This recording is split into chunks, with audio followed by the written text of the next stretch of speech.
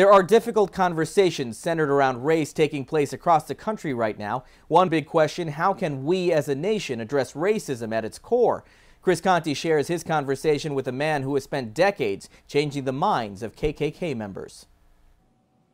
To sit down with Daryl Davis is to truly comprehend the depths of racism in this country. They want to project fear because, fear is the greatest weapon of all time. His degree is in jazz music, but this 64-year-old is most well known for the relationships he's forged off the stage. There are people who dress just like you, just like me. The last place you would expect to see an African-American man is at a KKK rally. For 3 decades, though, Daryl hasn't just attended rallies, he's been invited to them.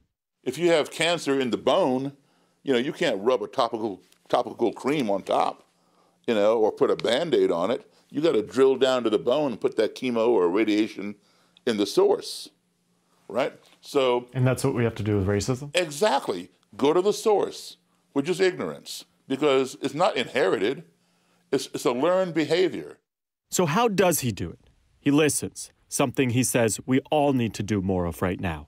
The more time he invests with KKK members, the more likely they are to see him as human. If you spend 5 minutes with your worst enemy, who you've never met before until just then, 5 minutes, you will find something in common. The first ever KKK rally he attended was right here in front of the White House, where our national reckoning about race is on full display.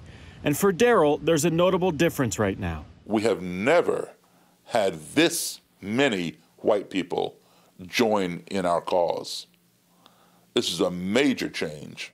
Change for Daryl started here in Belmont, Massachusetts. He was a Cub Scout and marching in a parade when people started throwing rocks at him.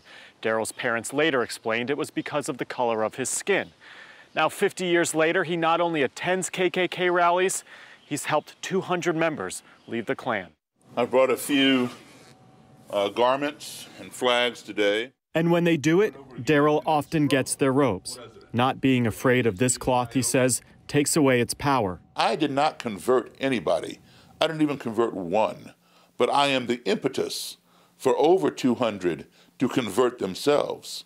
I simply plant the seed and give them enough information that they can come to that conclusion. Hey, I might need to rethink what I'm thinking. At a time when racism has shaken the country to its core, Daryl Davis knows patience is the way forward. I'm Chris Conte reporting.